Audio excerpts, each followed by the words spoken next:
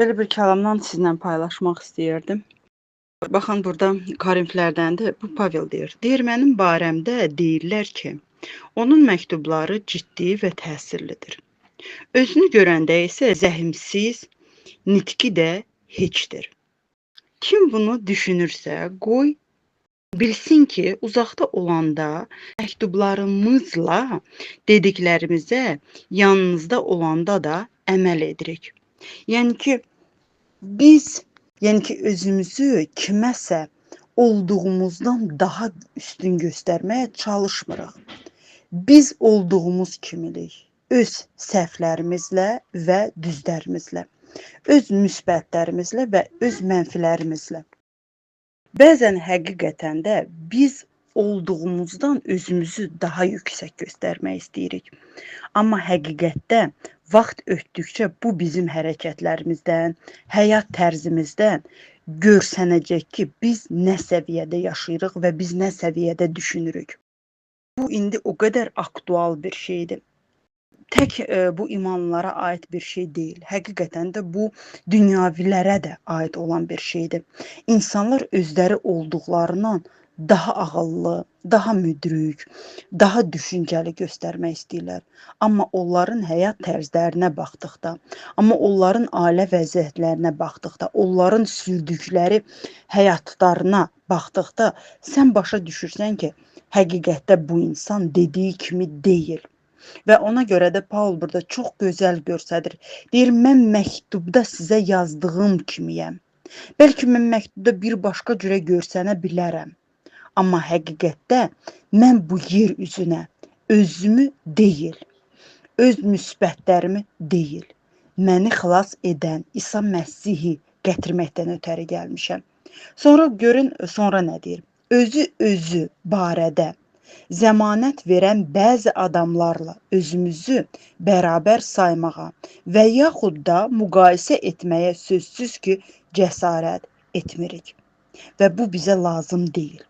Çünki biz yer üzünə, Pavel bununla demək istəyir ki, biz xilası onun üçün almadıq ki, biz kiməsə öz cismani üstünlüyümüzü göstərək.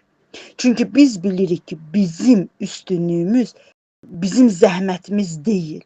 Bu bizə verilən İsa Məsih tərəfindən bir xeyir duadır.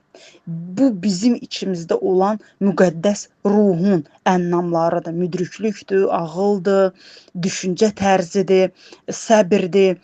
Yəni ki, bunu bizə dünya vermədi və bunu biz dünyadan bir dərslik olaraq almadıq. Biz bunu müqəddəs ruhda aldıq. İsa Məsihi özümüzə Rəbb bildikdə, onun həyat tərzinə özümüzü bənzətdikdə bu ənamlar bizim həyatımıza gəlir və biz bu ənamlardan istifadə eləməyə başlayırıq. Və ona görə də biz bu yer üzünə İsa Məsihi qəbul etdikdə, biz bir-birimizlə bəhs etməyə deyil, mən səndən daha müdrikəm, mən səndən daha ağıllıyam, mən bu vəziyyətdə özümü daha yaxşı aparardım, mən bu yerdə özümə daha çox bəraət qazandırardım, mən burada belə hərəkət eləyərdim, mən orada belə deyərdim demək deyil bizim işimiz. Bizim işimiz odur ki, biz birincisi İsa Məsihdə mükəmməlləşək, onun əqlində mükəmməlləşək. Bu dünyadan deyil, İsa Məsihdən ibrət götürərək onun bizə vəd elədikləri, onun bizə qoyduğu nümunəyə bənzəməkdir bizim əsas məqsədimiz. İsa Məsihi gətirməkdir insanlara məqsədimiz. Bir-birimizə paltar bəs-bəsi deyil, ağıl bəs-bəsi deyil. Mən daha çox institut oxudum, mənim daha çox biliyim var deyə müqayisə eləmək deyil bizim. Yəni ki, bu yer üzünə gəlməyimiz, İsa Məsihi qəbul eləməyimiz. Bizim əsas məqsədimiz bizim hərəkətimizdə, bizim danışığımızda, bizim həyat tərzimizdə İsa Məsihi göstərməkdir. Onun bizə qoyduğu nümunə ilə bu yer üzünə gəlməkdir, insanlar arasına gəlməkdir. Və görün sonra nə deyir? Özlərini öz arşınları ilə ölçə-ölçə, həmçinin özlərini özləri ilə müqayisə edə-edə onlar dərəkələrini itirdilər. həqiqətən də inanın bugünkü gündə bu söz o qədər aktualdır ki. Çünki insanlar, baxın, öz arşınla hər kəsi ölçürlər. Öz düşüncə tərzi ilə hər kəsi müqayisə eləyirlər və ona görə də batdıqca da batırlar. Belə bir deyim var, oğru elə bilər, hamı oğrudur, doğru elə bilər ki, hamı doğrudur.